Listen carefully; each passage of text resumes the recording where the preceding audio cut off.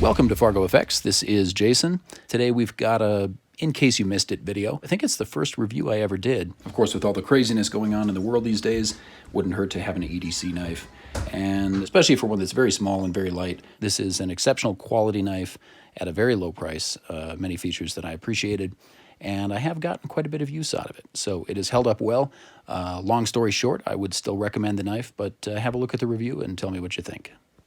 Hi, welcome to the show. Today we're gonna step aside, man. What? Today we have something totally different going on. Yeah, that's right. You've had enough of the rebar, forging this. What did you do last time? A spork? Who needs a rebar spork?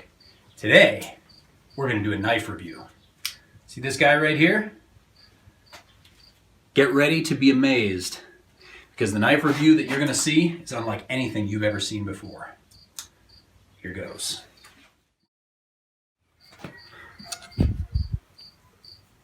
Welcome to my first ever anvil top knife review.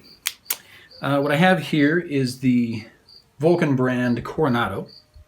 And I was going to review, originally I was going to review a CRKT knife that I've had for many years. Also a folding knife.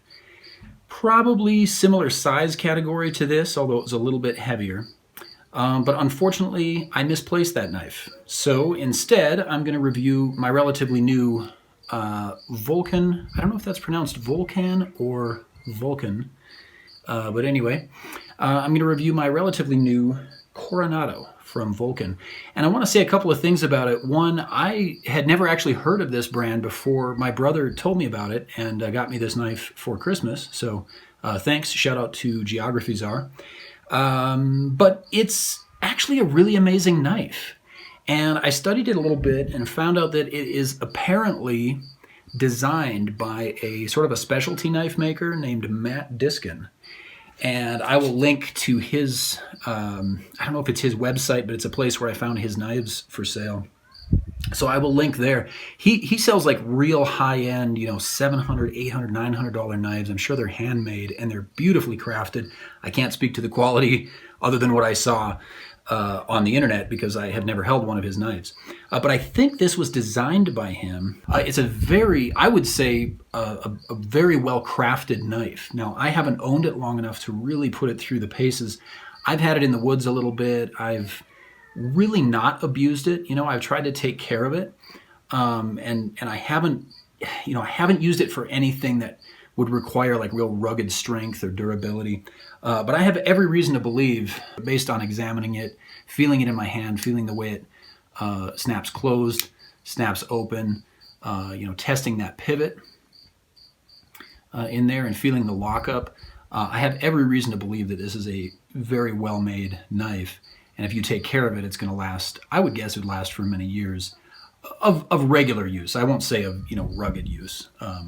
It's a very lightweight knife. I would call it a pocket knife. And it does, for what it is, for its class of knife, I think it probably is very durable. I'm not sure what that, what the material is on the scales there, but it's very sturdy feeling polymer type material.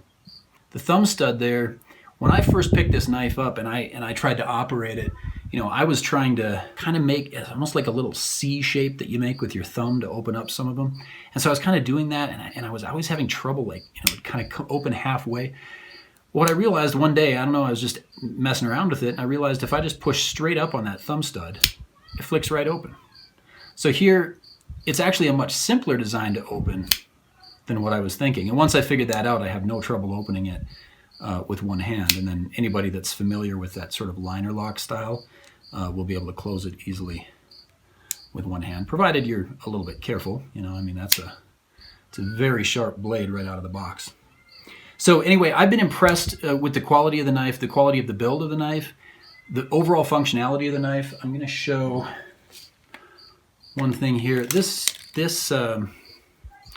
this arranged so you can actually kind of see it in the camera there, but this whole knife, when it's folded, is about 3 5/8 inch. Okay? When you open up that blade, you'll discover that the blade itself, just the sharpened portion of that blade, is really close to 3 inches. You see that? overall length is about 6.5. So to have a 6.5-inch knife, folding knife, and I would say a full 3 inches of that is blade. That's pretty good to have a knife this small. And I want to say the weight is just over 2 ounces. My brother actually put it on a scale. He's got a little scale at his house. And he put it on a scale, and I think it was 2.1 or 2.2 ounces, something like that. I mean, it is extremely lightweight. And despite that, it is fully lined with metal. Those, I don't know if you can see in there, but there we go.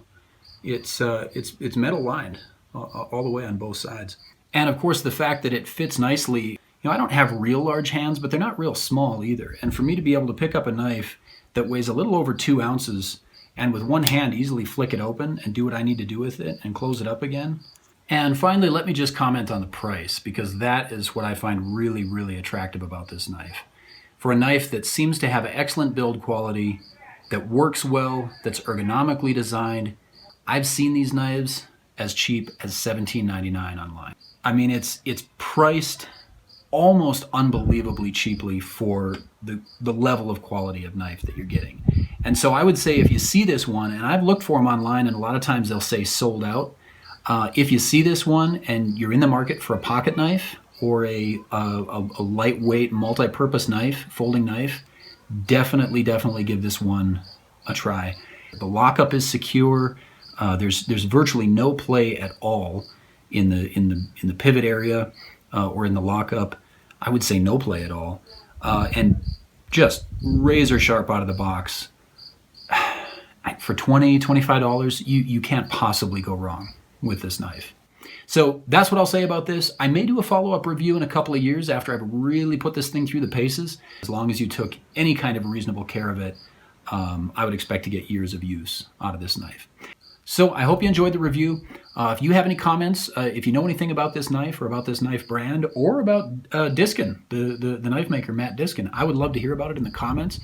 And we'll see you in the next video. Thanks.